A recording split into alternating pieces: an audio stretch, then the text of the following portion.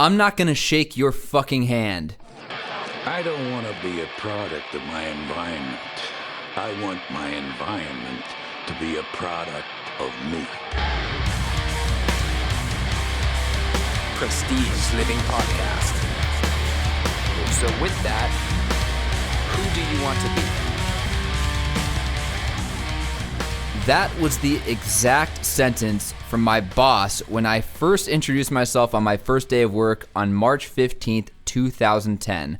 I was a recent college grad, hot to trot, coming from a 7-year tenure in the retail management space, and I envisioned a long-term career in the corporate sales environment where I'd work my ass off, make some cash, build up vacation days, and one day retire.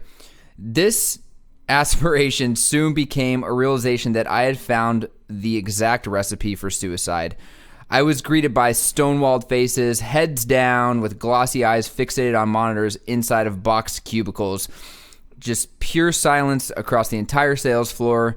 Soldiers, really, that were just told when to call, what to do, what to wear, how to act, when to eat, when to shit, and when to clock back in to rinse and repeat the cycle all over again.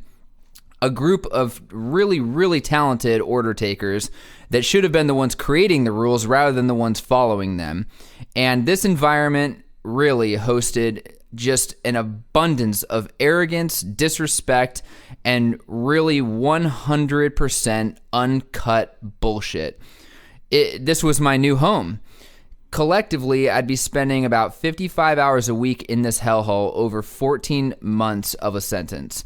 It wouldn't be until later when I would realize that March 15th, 2010 was in fact actually the best day of my life. See, we often focus so hard on trying to find the clarity and identifying exactly what we want to do, and we fail to recognize what's perhaps even more important, what we don't want. Think of the 10 people closest to you. If someone were to ask them their occupation, would they respond with a why or with a what? Most would say what they do. Very few would have a conviction and a passion as to why. Typically, it's because it's just a means to an end. And so easy to fall into a job, stick around, and keep taking down doses of complacency on a routine basis that soon there is no why. It's more of a how the fuck did I get here sort of realization. We're no longer in an era that revolves around the industrial age. Success isn't defined as work hard, then harder, then retire. So why do we walk down these paths? On March 15th, 2010, I took a job that would monopolize 55 hours of my week. In a 7-day period, assuming I wake up at 6 a.m., go to sleep at 11 p.m. every day, that meant 53% of my life was being spent doing something other than work. Even worse, it meant that half of my life was being absorbed by something I absolutely hated. 53% of the time outside of that, I was able to do what I wanted. 53%. That's an F. If you're in a toxic work environment, if you dread Mondays, if you're not proud of the company you're a part of, then leave. And yes, it is that simple. You no longer have to eat bullshit and be told it's ice cream.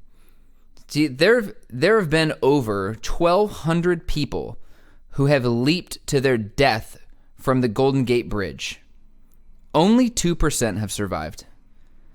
The difference is it takes 4 seconds at 75 miles an hour to come to one's demise off the bridge. It takes 40 plus years at 9 hours a day in the corporate world. The common denominator, both options are suicide. Make a conscious decision to live intentionally. Wake up, crush it, and let all the days bleed together without over-anticipation for one over another. Monday is Thursday and Tuesday is Saturday. Make every single day a day you would repeat given the chance, not a vehicle to get you through one to arrive at another. I'll end with a quote from a survivor from a Golden Gate suicide attempt. He says, "I instantly realized that everything in my life that I thought was unfixable was totally fixable, except for having just jumped. Be kind, be well, and fucking be bold."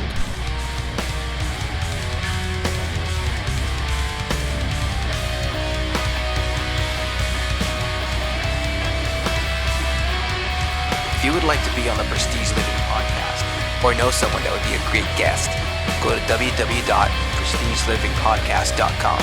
We'd love to hear your story.